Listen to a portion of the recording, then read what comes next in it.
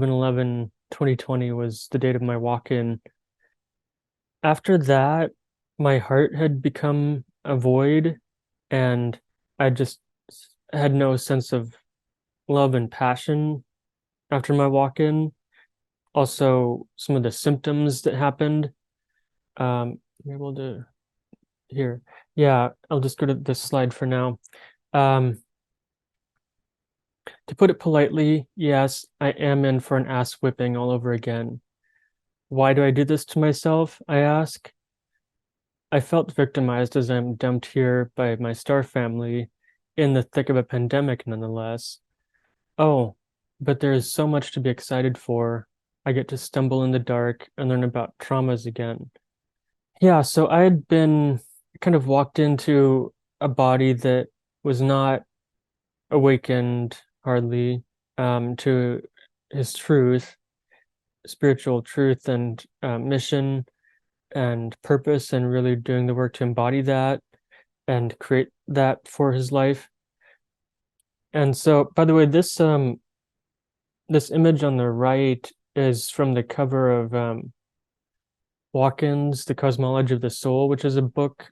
This lady on it, Sheila Seppi, is a walk-in, and she is the author. And anyway, yeah, being a walk-in is not, or the walk-in process certainly is not such an easy, fun experience. You usually go through a period of sometimes depression, dark night of the soul. I did for a bit. I had 3 weeks of continuous headaches. Sometimes, at times, they would feel like a vice grip was being squeezed on my brain or the center of my brain too. And that was, I believe, a few factors playing in, but one of them was because my brain had to adjust to a new soul, literally being seated into the pineal gland, and a different soul of a higher density than what it was used to. So that took a bit. Then there was a few other things. A lot of walk-ins go through head and neck pains because of that type of transition. It is also common for walk-ins to have like their upper four main chakras just stripped away pretty much with the walkout soul. If it's a complete soul exchange, go out with the walkout soul, and then the walk-in comes in usually with new chakras, and that happened with me. I had some new chakra and energy colors after my walk-in, and yeah, so it took a while for me to actually start to do energy work, starting with shadow work actually, then hypnotherapy and some more energy work, a long process of healing and more awakening. A lot of 2021 was kind of like a dark night of the soul. It took me about 7 months before I could fully start to feel like I belong in this body. I just did not fully feel this body before then.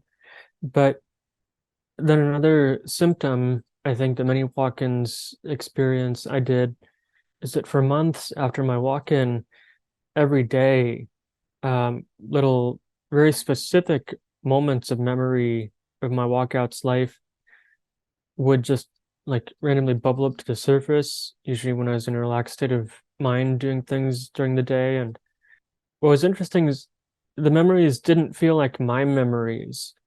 They literally felt like I was viewing a video of someone else's memories and that they were lived by someone else. And so that was interesting. Although I did know everything about the memories too, but I just had no sense that they were my personal memories. And so this is one of my earlier walk-in awakenings. Is a few months after my walk-in, I woke up from a nap and recalled a very vivid dream. And it was a dream of looking through somebody's eyes and looking out through the window. Oh, that's should be IND. Um, Out through the windows of the cockpit, I could clearly see numerous ships that belonged to the enemy. Embossed in the sides of them are their distinctive golden insignias that represent their claw marks. The feeling of being in here is terrifying, but we have gone unnoticed so far. Now it is time for us to leave. That's kind of a message of the perspective where I was in that memory and dream. To me, it literally felt like looking through somebody's eyes in a different body and really being there. There was no awareness that I had any of the lifetimes or this lifetime. Um, it just completely felt like a different world and being there. And this is a pretty close sketch of the insignia on the enemy ships. They looked kind of like large, completely metal Zeppelin type of warships, a little more sleek and stylized looking, but yeah, they're a type of enemy ships or airships. Actually, I'd gone out to my then fiance's birthday dinner and driving there, and during the dinner, I was for hours and hours, I was completely just overlaid with that memory and that moment and that lifetime on another alien world. I was kind of quiet during the dinner and I didn't say much. I was just sort of disoriented. It wasn't from a chemical or anything that I had drank or eaten. I have a pretty clean diet, but and I wasn't sleep deprived either, but I was just overlaid with this world. And throughout the dinner, I was receiving more and more insights and senses of what had happened and what that life was. Indeed, a psychic did, I think it's actually two psychics who don't know each other, did say the same thing, that I was a general to the ambassador of Sirius A, and basically the general of the Syrian military at the time. And I'd led this mission to into the Draco headquarter base, and the ships we were on were commandeered Draco ships. I assume they'd been captured in probably a previous battle, but we commandeered them and rigged them with our Syrian bombs, which are in no way, at least as far as I am aware of, are nothing like earthly bomb technology. It's a type of electrical bombs, and myself and my other Syrian team members teleported out of the ships the second before the bombs detonated, which exterminated a huge portion of the Draco's forces and essentially personnel, if you want to call them that, because what the Draco are is not just large lizard and reptilian beings. They're partly nanites. They're infested with AI nanites. And the reason we used electrical bombs is to literally fry the nanites within them, that of course kill them, but also kill the nanite system and technology that was with them. This ended the war.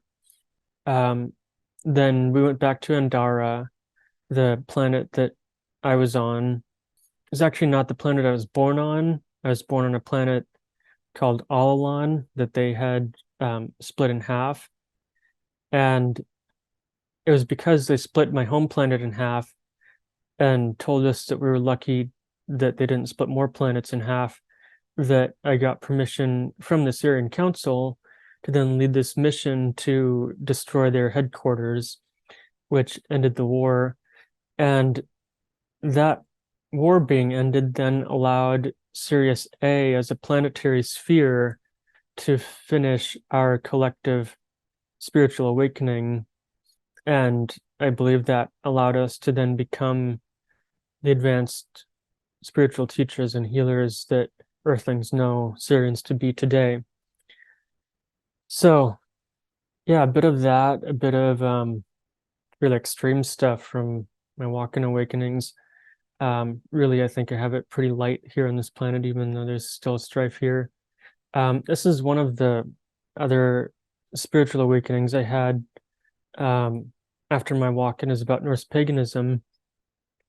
And this is one of the interesting things. I awakened to this calling, a very deep spiritual calling and draw to Norse paganism. I'd never resonated with it before. My walkout didn't. But I got involved with it. I have a few books, especially about runes, and have learned a lot about Norse paganism from others. This central part is the world tree, the Yggdrasil, then the circle of the 24 Elder Futhark runes, and some knotwork, and Odin's two ravens, who are named Hugin and Munin, which are thought and memory. They were there since after my walk-in, and they still fly with me. A dozen on the rooftop, and I hear their calling. Hugin and Munin, thought and memory, have been my guides, downfall, and my healing. And since my walk-in, I'll actually say that I have lost my memory abilities a couple of times. And I'm one of the perhaps more unusual types of walk-ins who have retained all of my walkouts memories pretty clearly. Some walk-ins actually have that wiped clean and start over with their walk-in memories, but I don't think it was COVID, but a different bacterial infection caused me short-term memory loss for a while in 2022. I was only able to regain it right before my wedding in 2022. And so that actually lasted for a while. It was only actually recently too that I have learned more of a conscious energy and attention thing I've been doing that has helped me rewire my memory and brain to really be here now instead of having memory lapses, and be more in control of my memory and attention, instead of my brain having these lingering post-viral symptoms. And so there was that, and there was another bacterial infection that, because I'd been through that, I caught it pretty early and got rid of it. Anyway, yeah, I had memory lapses. For honestly, it felt like I had Alzheimer's for a while. I don't want to ever have to go through that again, but now I've recovered my memory. Thought and memory, of course, are essential together. You can't really have much thought without true memory too, or memory also without conscious thought. I believe that in some ways the Norse gods are very real spirits, but some of the stories of Norse paganism, as well as many other spiritual systems, are actually a sort of psycho-spiritual metaphor. And in one way, I interpret the story of Odin giving his, I think it's his left eye, in exchange for two ravens that then fly throughout the world and tell him all of the day's happenings, basically being his eyes, thought and memory. Odin is the god of wisdom, and you can't have wisdom without thought and memory. Also, Odin is a traveler in the old stories, and yeah, you need, basically, wisdom is universal and tends to travel. Wise people tend to travel a bit. Um, and it's also said that Odin has gone by many names on his travels. He never uses his actual name. And there are many names for wisdom, many forms of wisdom. And so it's an interesting interpretation, kind of personifications, I believe, of elements of life. And so here's some qualities of myself as a Syrian walk-in. I see all people as sacred, and that's more of an awareness that I've awakened, or become more aware of after my walk-in. I had an interesting remembrance of what I can only describe as a Buddhist lifetime on a different planet. Yeah, that's the best I can describe it. But it wasn't I didn't look Asian. I looked like a different type of alien with a kind of lighter Caucasian skin, and but that was a temple too that was attacked at one point by the Draco. Yeah, that was interesting. But I have that quality also as a Syrian to see all people and life as sacred. Sometimes I still eat meat in this life, not every day actually. I prefer mostly a vegetarian diet, but we can talk about that in a different context or later too. My walkout was very empathic, but not as psychic, I would say, or didn't have the same psychic abilities or developed to quite the degree that I've developed since my walk-in, or I've really maybe recovered since my walk-in.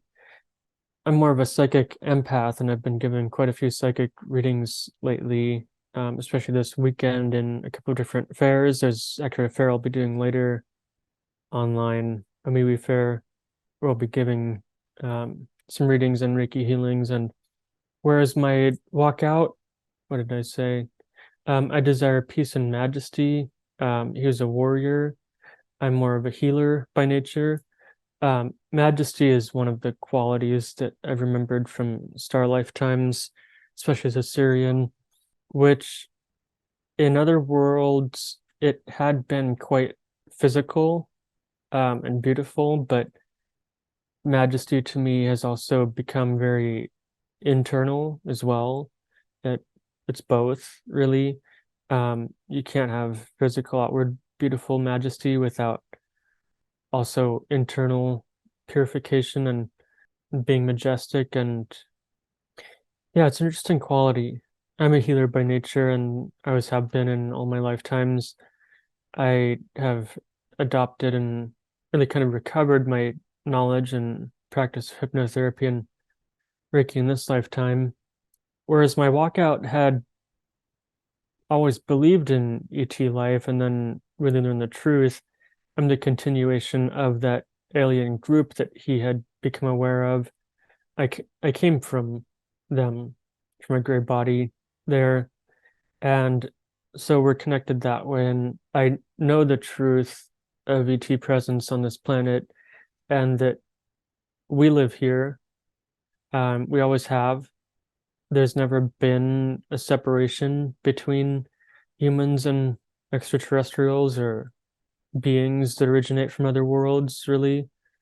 Extraterrestrials tend to live in the Earth, as well as there are many bases or really like motherships, kind of, even super motherships that are cloaked and out of phase of our 3D reality surrounding the Earth and in our solar system. So it's not, to me, it's not that there's ever been, yeah, we've never been alone, basically. I'm sure a lot of Sufan people know that too and are aware of that. This is another interesting part. I think this is really the name of the group that I'm involved with, the Greys, the Mantises, the Recturian Elves. Pleomar is one. This is just sort of an animated depiction of an elf, but literally he showed up to me one night last year. I think it was like spring or summer last year, probably springtime, as I recall it.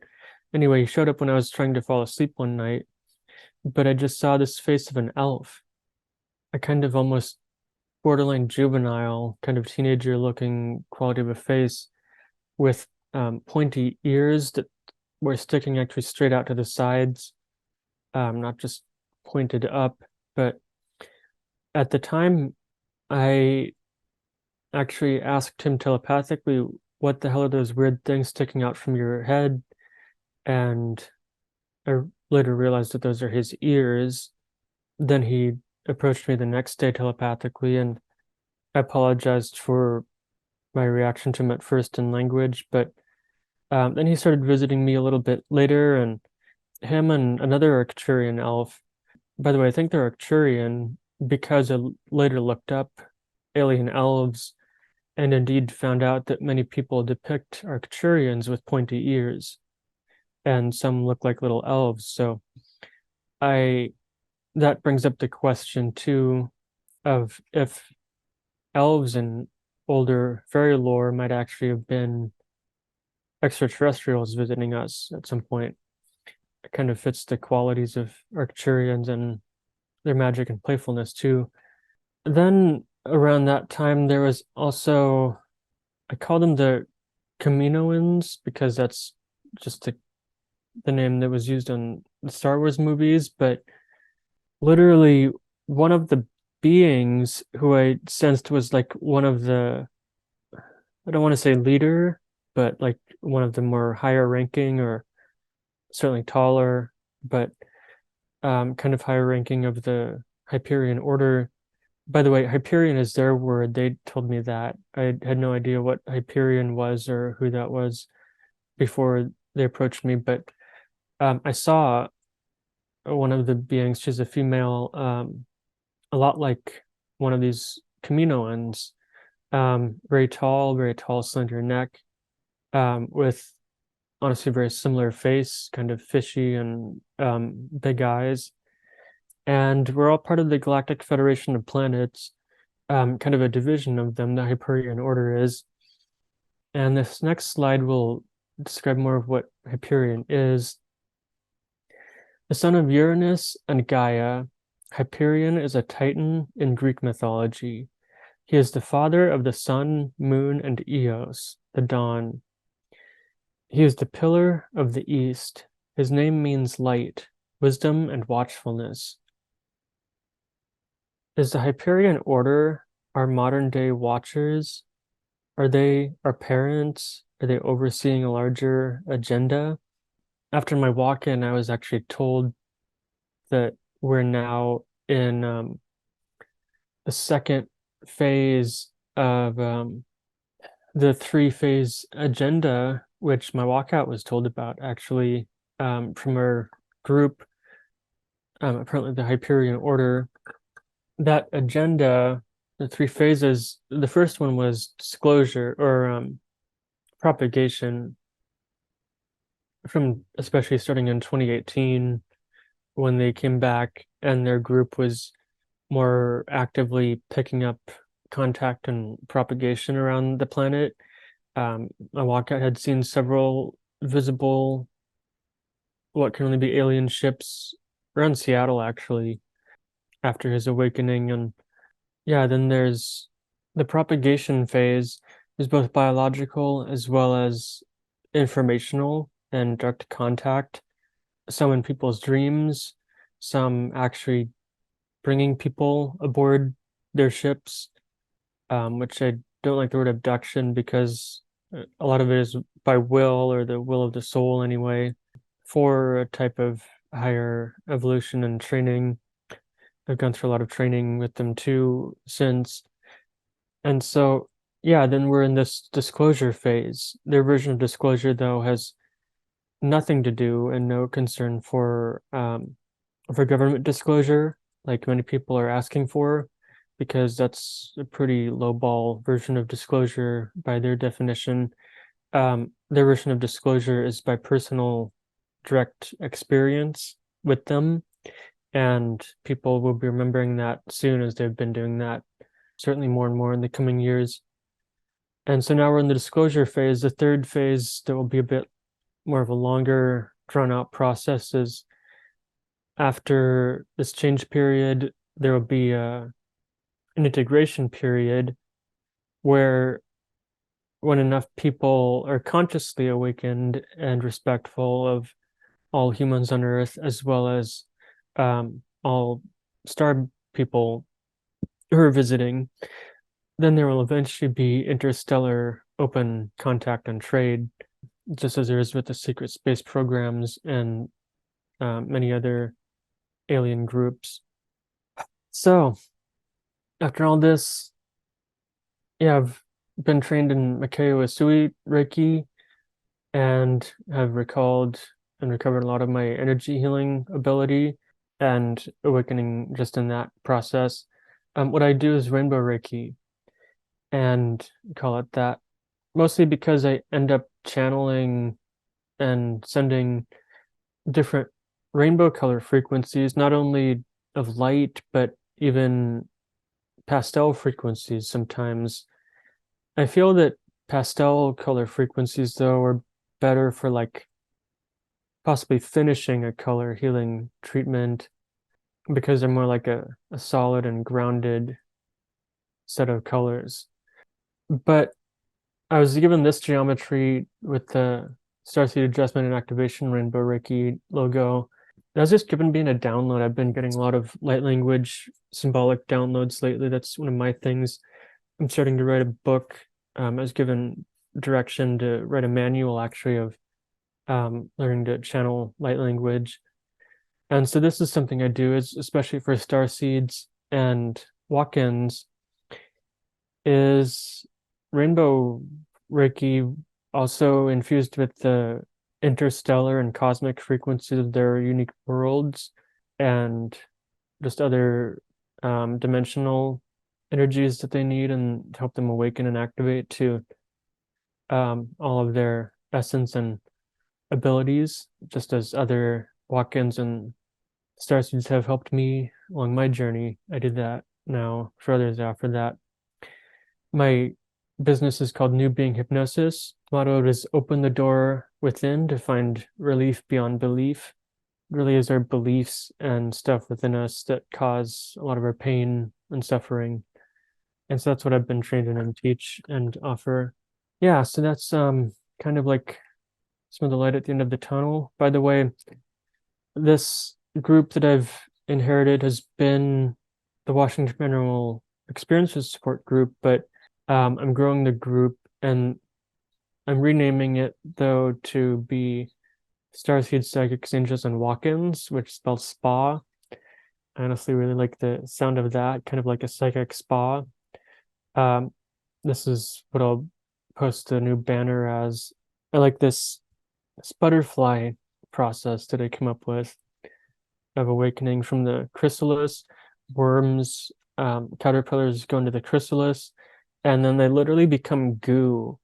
Worms literally dissolve into a type of goo, not even a form, but then that goo eventually somehow forms, or is like, I guess, the food to become then a butterfly that grows in there and grows wings and then hatches. And then there's this process of spiritual awakening where and also the butterfly too, where they become mature and the chrysalis starts to crack open, and then the butterfly gradually emerges. It's amazing to me how they actually get all of their large delicate wings out of that cracked chrysalis. It doesn't seem like it's a big enough opening for their wings to get out of, but somehow it works. Then they emerge and they start to fly away from the chrysalis in which they were formed in. And then they fly away and make one beautiful butterfly that helps pollinate the rest of the planet. Very symbolic of the spiritual and hero's journey. These are some light language, light codes that I found too on actually Canva. It's a great digital graphic website. Yeah, so this is going to be in alignment with really where I've been going and wanting to do more of this work for a while. I'm thinking of turning all of the above, I think, into a weekly, I'm thinking, meeting for like psychic innate skills practice and development, or circle, kind of a psychic skills circle. And then I think once a month I'll aim to have a special event with like a guest or a presenter or a particular topic in alignment with this field. So that's my presentation.